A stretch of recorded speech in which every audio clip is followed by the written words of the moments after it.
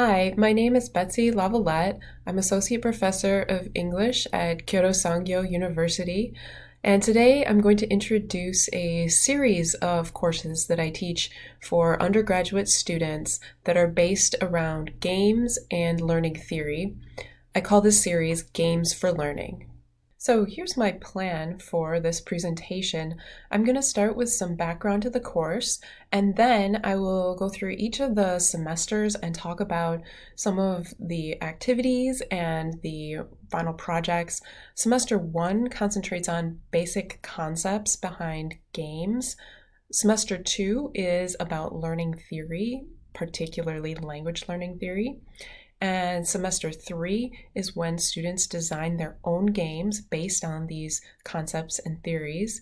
And then in semester 4, students design their own projects. So starting with a bit of the background, this is what's called a ZEMI, which is a kind of seminar. It's for third and fourth year English majors, but they're not mixed together in general. The third year students are taking the first and second course in the series, and then they become fourth year students and they're taking the third and fourth semester in the series. And the course is 90 minutes long. It's held once a week, and it lasts for a 15-week semester. And there are 2 years of this course. The first year, 1 year, is required, and then the second year is optional. So students who are very interested in the topic tend to continue on to the second year. Others may quit after the first year. The course should be academic content, so it's not just a language course, but also intended to teach them academic content, especially useful if they're intending to go on to graduate school. The course is capped at 20 students, and I do currently have 20 in my third year seminar. That is not always the case, though. There can be many fewer students than that sometimes. And each professor teaches a different ZEMI topic, usually related to their research. When I was thinking about the games that I introduced in these courses, I had some constraints that helped me choose them. So first of all, they should be casual games so that they're playable during class. Something like World of Warcraft is a bit too involved to be played during the class time. They should be short in general, about 5 to 15 minutes, but I do make exceptions sometimes for really interesting games that help to demonstrate the topics. And they need to be flexible for varied numbers of students. Like I said, sometimes I have 20, sometimes I have 3, and we need to be able to play these games regardless, especially due to COVID. Recently, students may or may not actually be coming to class. It needs to be an appropriate language level for my students, so if there's a lot of reading involved, that can be difficult to actually play during the class time, although I have had students play games that involve a lot more reading outside of class time. And then finally, during COVID and currently, the games also need to be playable online or adaptable so that we can play them online. So starting with the first semester, this is when I introduce some basic concepts for games and for SLA. And here is how I've got it laid out in the schedule. So we start off by talking about what a game is, and students are the ones who come up with the game characteristics. So these characteristics vary a little bit from year to year depending on what students come up with. At this stage, we're playing some icebreaker type of games. These are just to kind of give students some ideas about what games are, and of course they can think about games that they've played in the past as well. Goose Chase is a kind of treasure hunt game. You, Me, Left, Right is a very low-tech game where you get in a circle and try to remember everyone's names. And then this flippity board game, this can be adapted with questions that are kind of get to know you icebreaker type of questions. The next concept we talk about is language play, and some games that I think exemplify that are Scribblenauts Remix, Mad Libs, Simon Says, Hangman, and Pict-A-Word. These are all games that play with the form of words. Next, learning and active learning. This is a term, active learning, that has been greatly promoted at my university in the past few years. So I think it's important that students understand what the university in particular means when they say active learning.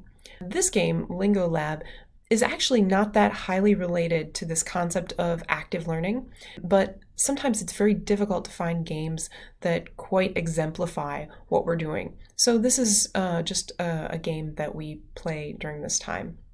And similarly, free rice is not that highly related to the concepts of second language acquisition, but it is related to this concept of learning versus acquisition. If you've played this game in the past, free rice is basically just matching up one English word to another English word. So it's kind of a game of memorizing words. And so that can definitely be more in this idea of learning versus acquisition. The next concept is motivation. We talk about instrumental and integrative motivation. And also we talk about the concept of flow. There used to be this very interesting game actually called Flow that was made to kind of make you feel immersed in this game and intended to promote flow, but unfortunately this game is no longer available. So my next choice is actually Tetris, because I feel that you can get really immersed in this game, and once you have a certain level of expertise, definitely you can get into a flow state, or at least I can get into a flow state playing Tetris. The next concepts are literacy and game literacy. I don't have a great game to exemplify these concepts, but this game, Spot It, you may have played this as a card game. This is an online version of this, and so you can see if you have game literacy, you may be able to guess that you should choose the matches. But if you don't have the game literacy, it may be difficult for you to figure out what you should do here. So these are the concepts and these are the games that we use to cover them. I also want to show you a few example assignments that students do in this course. So this is at the very beginning of the class when we're talking about what is a game. And I ask students to choose a game and explain it using visuals, and then come up with their own ideas about game characteristics. So what must a game include and what must a game not include? And here's the example assignment that I give them. So the game Rock, Paper, Scissors is extremely popular in Japan. Students play this game all the time to decide a kind of an order, who goes first, etc. So this visual explains how this game works, and then you also need to describe it in words. Another example assignment is about language play. And in this assignment, I asked them to create their own example of English or Japanese English bilingual language play, and create a poster with visuals, and then also explain why it's language play. So here's my example assignment. Most of them have also taken my Intro to English Linguistics course, so they've seen these kind of dialect maps before and relate that to the language play happening over here. So for the semester 1 final project, this is the basic layout for it. They are going to write a game review. So they start by choosing the game, and then creating a video commercial for it. And the reasoning behind that is to get them focused on what is good about the game, what they like about the game, what makes it fun, and also what makes it educational. And I also tell them that they can't choose a game that is mostly multiple choice questions. In the past, I've gotten most of the students using kind of quiz games, which gets very boring after a while, especially for me. So I no longer allow them to choose these multiple choice quiz games. And then they write a game review that includes the concepts that we've been talking about in the class.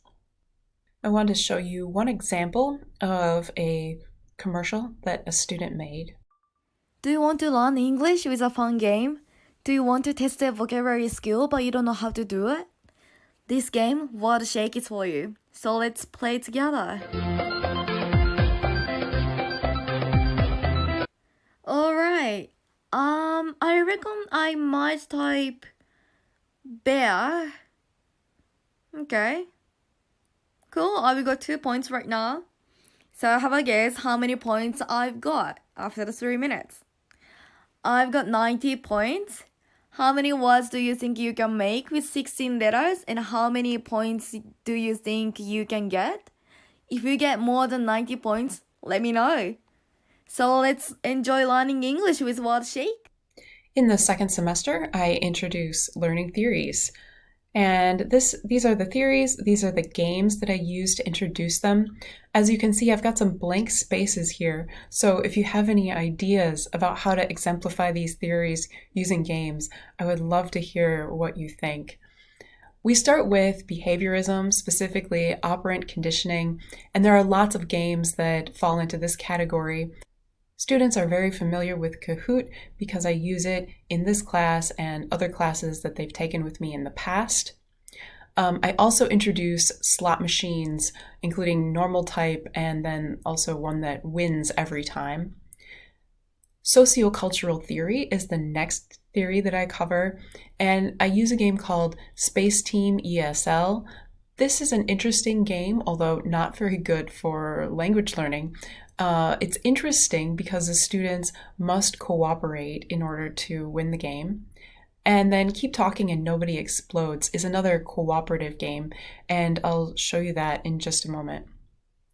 For exemplifying the acquisition and learning hypothesis, we already introduced this to some extent in the previous semester with the game Free Rice, but quiz games can exemplify the learning hypothesis, and then other cooperative games such as these that require actual communication to take place can represent the acquisition hypothesis.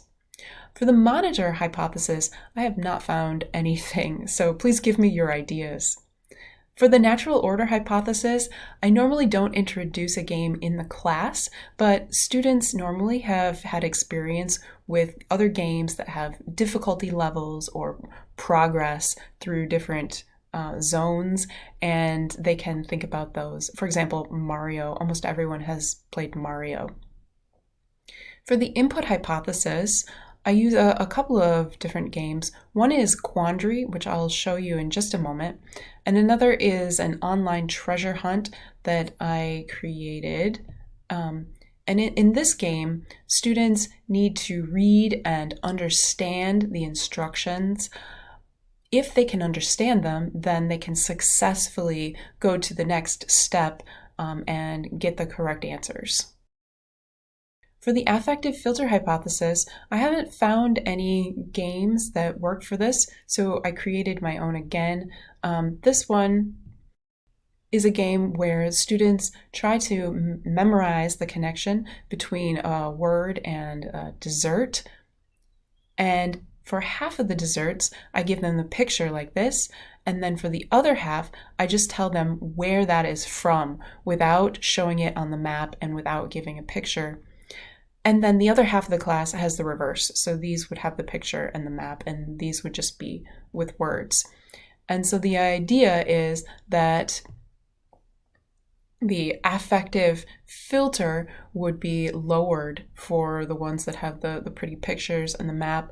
However, I haven't had a lot of success with this. I haven't had very many students try this yet, but based on what they do in this game, they get the idea. And then the interaction approach, I haven't figured out any good games to exemplify this yet. So please give me your ideas. So going back to sociocultural theory, This game is called Keep Talking and Nobody Explodes. And in this game, students must cooperate and share information in order to win the game. One student or one group of students sees this bomb, which has various modules that they have to disarm within a time limit. So let's look at this module here. They have to know which wire to cut. And the way they find that out is the other group of students who can't see this bomb have the bomb diffusion manual. And so they have to ask how many wires there are to figure out which place to start here. There's 4 wires. Then they have to keep asking questions so that they can determine which wire the other students should cut. For the input hypothesis, I used this game called Quandary. And this game is interesting because it starts off with a kind of manga that explains the situation, and the pictures can help support the meaning of the text. And it continues, keep your robot out of my vegetables. You can see right here the robot is leaking oil in the vegetable patch, so you can understand what's going on here, even if you don't understand every single word. For the semester 2 project, again, I have them do a game review, write the review, and give a presentation. I encourage them to improve the review that they made in the previous semester, and they are required to use learning theory to explain how that game helps people learn English. But I'm considering changing this assignment to having students write a technology highlight in the style of the FLT mag to talk about that game and how and why it's useful for learning English. In the 3rd semester is when my students have a chance to really use their creativity and design their own games. Some of the concepts that we cover in class are prototypes, storytelling and interactive narratives, and rules and competition and cooperation.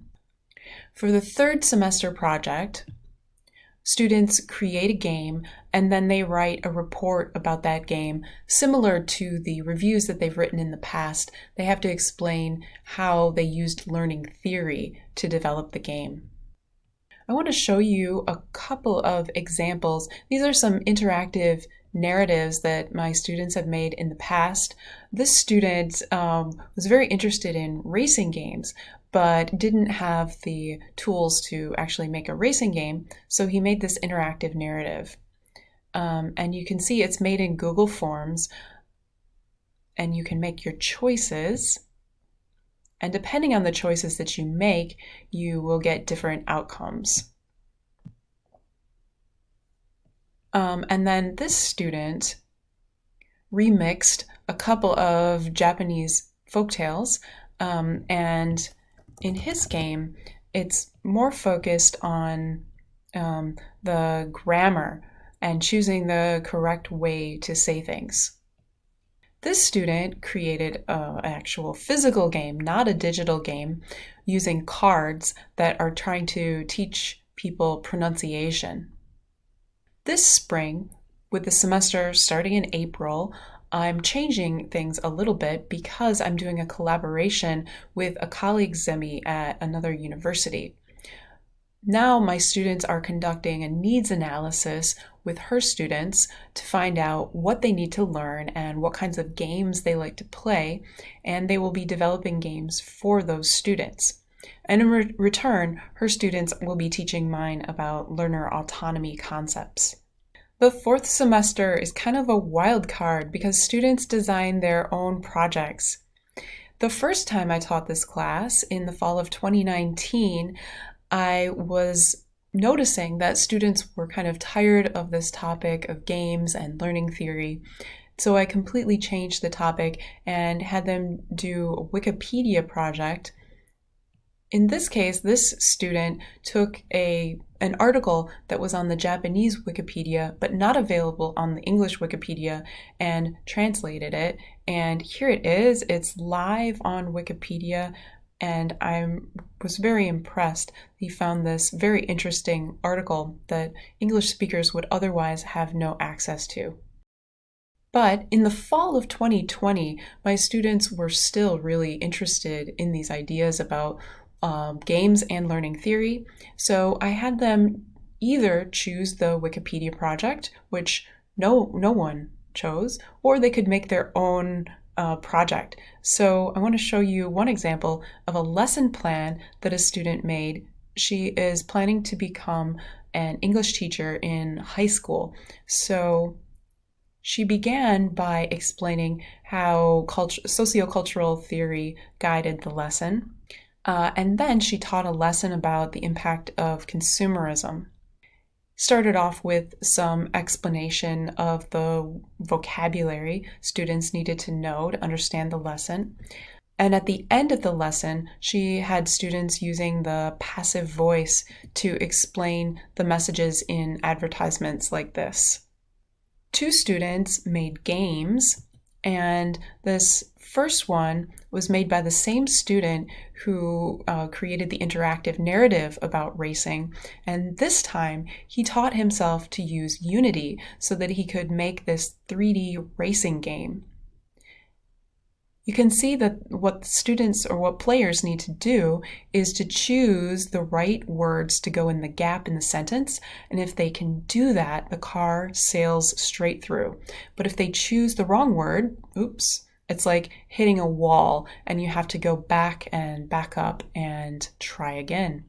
And the idea is that within the time limit, they should get faster as they try again. Another student made a website with a series of quizzes, and you can see that they are simple matching, so you have to choose the right word for the Japanese word. But this student taught himself to make a website and to use JavaScript to make these pop-ups for whether it's right or wrong, and then to give them a score at the end. So that is the series of courses that I teach about games for learning. Thank you very much for watching and listening, and I would love to get your feedback on this, questions, comments, and suggestions. Thank you.